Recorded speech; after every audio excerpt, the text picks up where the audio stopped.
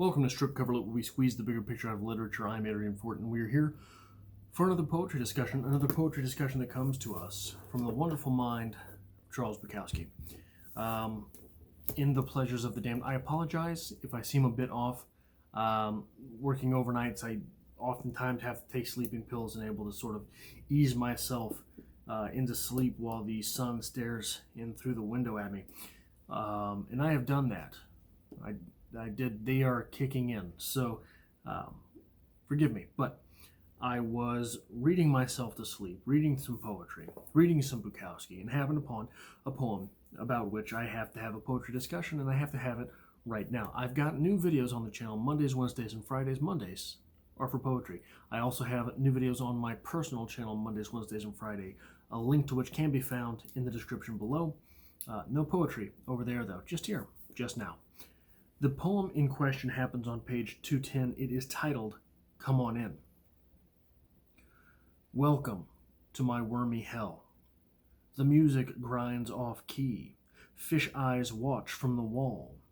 This is where the last happy shot was fired. The mind snaps closed like a mind, snapping closed. We need to discover a new will and a new way. We're stuck here now, listening to the laughter of the gods. My temples ache with the fact of the facts. I get up, move about, scratch myself. I am a pawn. I am a hungry prayer. My wormy hell welcomes you. Hello. Hello there. Come in. Come on in. Plenty of room for us all, sucker. We can only blame ourselves, so come sit with me in the dark. It's half past nowhere, everywhere. So this phrase, or this poem,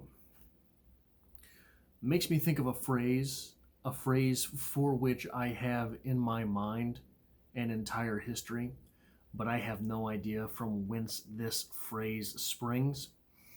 The phrase in question sounds to me very 1800s, very 1880s. Sounds to me very Midwest.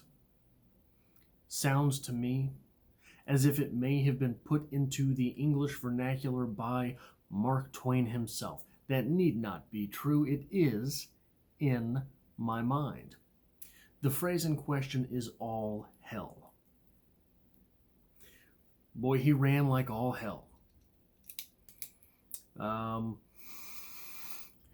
It's sort of a phrase like the Dickens, right? It is a phrase that summons some strange idea in your mind. It prompts you for an origin. He ran like all hell. Were you scared? All hell. Did you study? Like all hell. All hell. It is a phrase that seems to tempt the very authority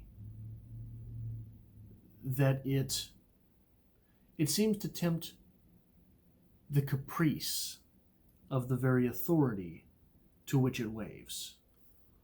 Waves at hell, whistling past the graveyard, but the opposite of whistling past the graveyard, tempting that evil, tempting that authority, tempting that bad thing. Said, hey, go ahead. It reminds me, this poem also, of a bit from Fight Club. Tyler Durden is speaking to the narrator, and he says something about God does not like us. Maybe God even hates us. God maybe doesn't even know we exist. Let's piss him off, right? This poem, Welcome to my wormy hell. The music grinds off key.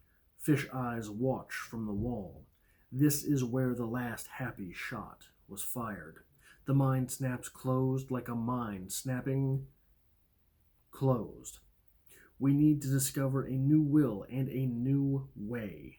We're stuck here now, listening to the laughter of the gods. My temples ache with the fact of facts. I get up, move about, scratch myself. I'm a pawn. I am a hungry prayer. My wormy hell welcomes you. Hello. Hello there. Come in. Come on in. Plenty of room here for us all, sucker. We can only blame ourselves, so come sit with me in the dark. It's half past nowhere. Everywhere. I said it's like whistling past the graveyard, but the opposite. This poem beckons that which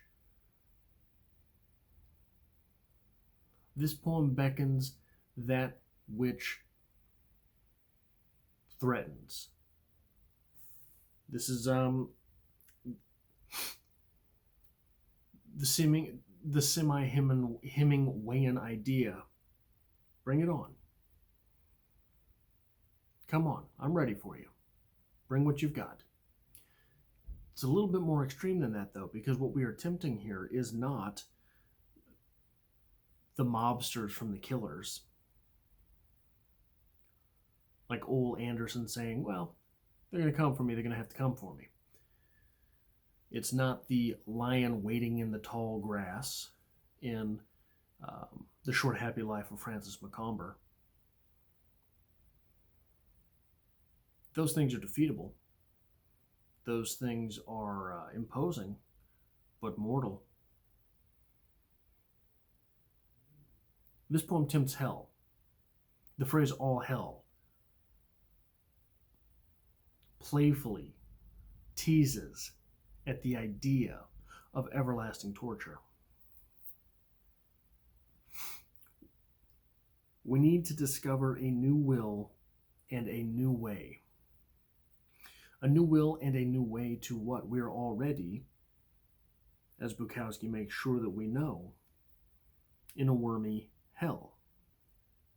A new will and a new way to do what? If we're judging from the larger canon of Bukowski, a new will and a new way to do that which the individual wishes to do. This is very much at odds with religious ideals.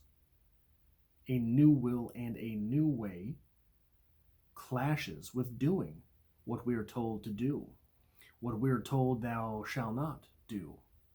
A new will and a new way argues very heartily with the idea of destiny, with the idea of predestination. A new will and a new way to do anything struggles against tradition. It's the antithesis of tradition, a new will and a new way, especially when this phrase is followed immediately by, we're stuck here now. We're stuck here now. We've got to find a new will and a new way. We're stuck here in hell. We might as well make it ours. We're stuck here in hell. Might as well put up some nice drapes. We're stuck here in hell. Still going to get my reading in.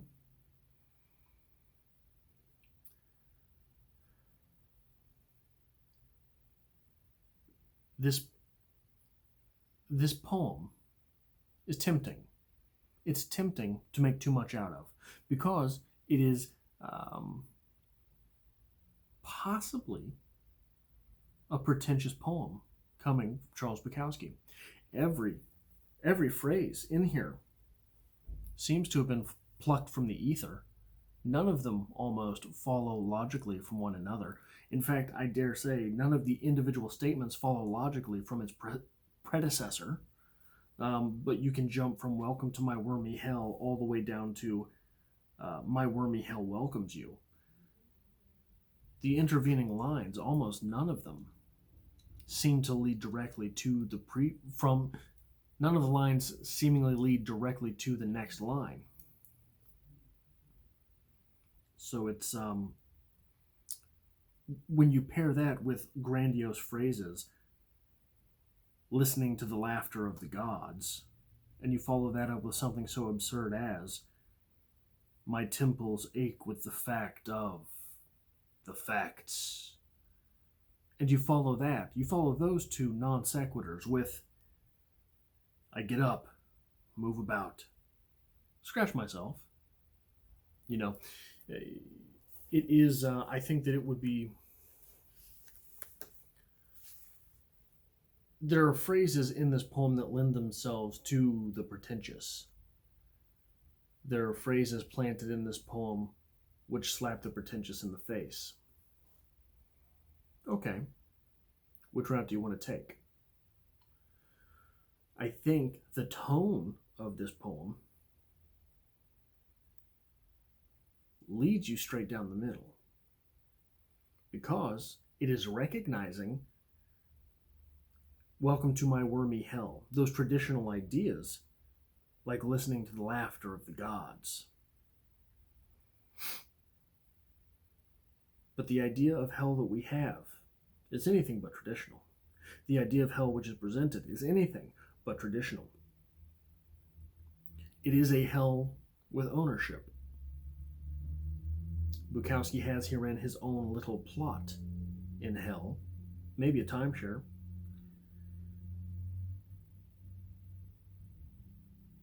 Because those two things are so far apart in their suggestion,